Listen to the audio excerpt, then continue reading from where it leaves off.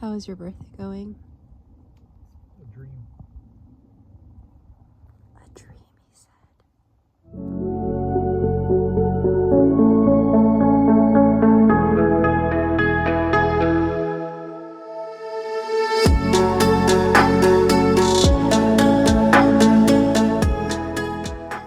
For an extroverted introvert, there's been a lot going on between Jay's 40th birthday, weddings, travel, saying yes to things that typically make me uncomfortable, the return of my anxiety after 2 years paired with a deep death cycle, and I've been grateful for it all.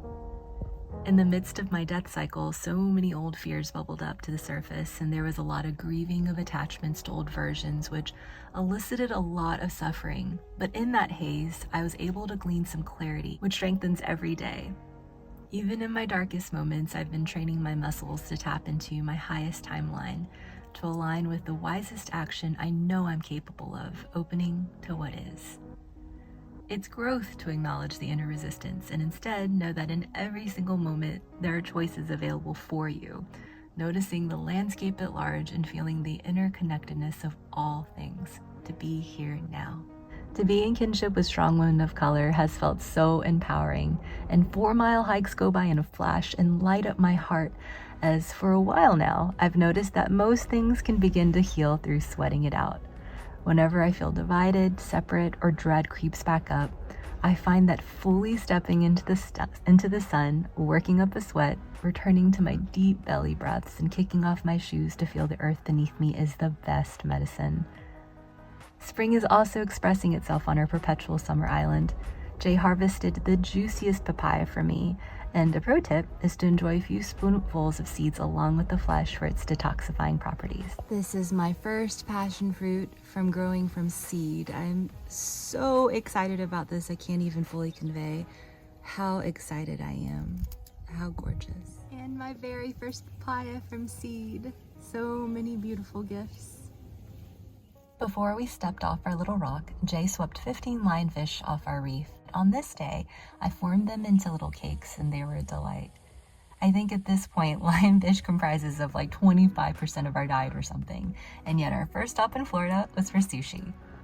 Jay was participating in a chess tournament for several days before we hopped over to Maine to celebrate his birthday. His 2 requests were to be on a secluded property to focus on his philosophy readings and writing and eat lots of good food. We are harvesting some fiddleheads. This season is so short and we are aligned with them. And we're going to blanch them and maybe saute them in some brown butter and some lemon, whatever I have. I don't have my whole kitchen arsenal with me, but it's going to be part of supper tonight. We've seen so many ladybugs on this trip. We always have animal spirit guides wherever we go. My girlfriend laughed when I told her that I'd found a spot on 15 acres and asked Jay if that was secluded enough, especially since where we live is a fairly secluded place itself. Okay.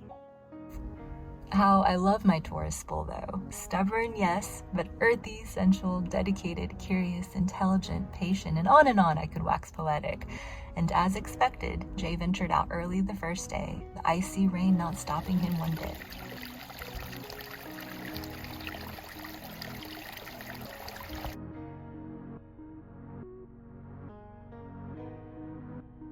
This was literally our backyard and we got in a ton of hiking.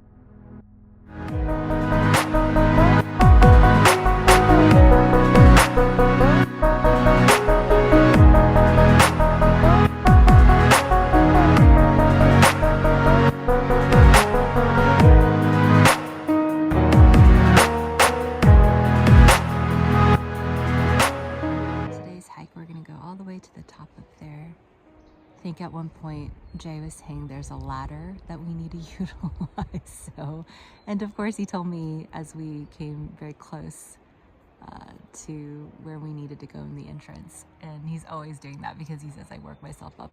Yeah, we're gonna hike up there and we brought a little picnic with us and we're gonna ground, we're gonna earth. The sun came out.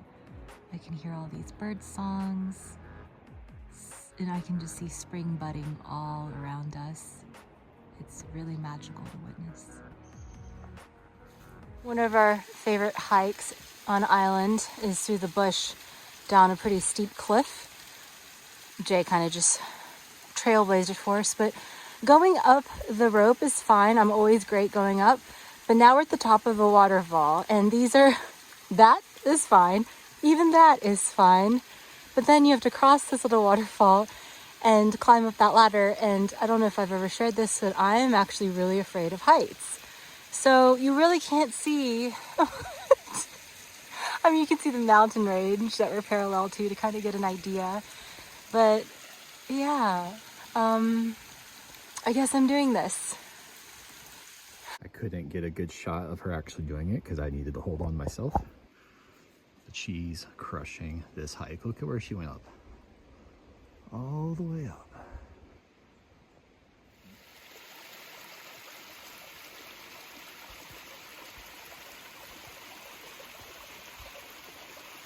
There's snow on our trail.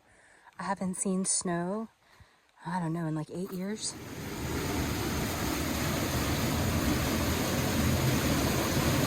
Trying to show off for the girl. Oh, show off again. Yeah, we're just over the border. Jay just said that we made it over the border into New Hampshire.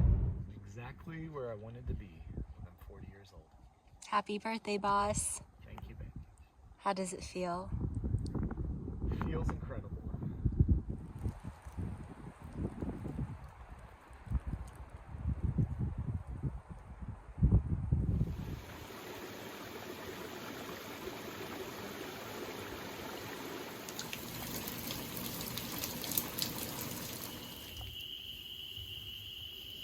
Not to sound dramatic or anything, but this book has radically changed my life.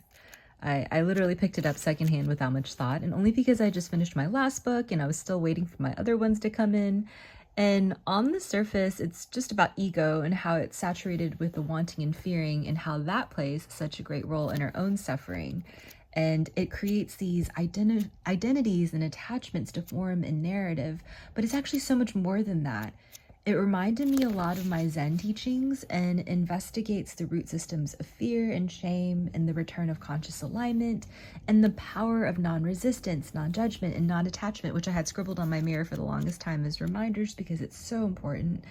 And all is to say, I can't recommend this book enough, especially if you're feeling lost and heavy or fragmented and different. Awareness takes over from thinking. Instead of being in charge of your life, thinking becomes a servant of awareness. Awareness is conscious connection with universal intelligence.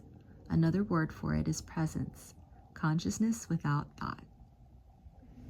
No big deal, just Jay enjoying some Maine lobster at the airport at like 6 o'clock in the morning. We somehow missed the bulk of all the flooding and torrential storms, and when we returned, my garden was in full swing, and we were invited to a pizza night by our very talented chef friend. Food is definitely the way to my heart, and even when I'm in a new setting or traveling, I'm now returning to the present moment. So as I made this pizza, I was making the pizza, laying significance to the beginning intentions, to be here now. We finally reunited with our little weenie, and her gunkle somehow has an island pup that's her kindred spirit. And that's the thing, Nala didn't have to yearn for it. She's fully in each moment, and her twin stepped into her life for her, and they love each other so much. So when the dread creeps in, as it does, I hope you too will remember to be here now.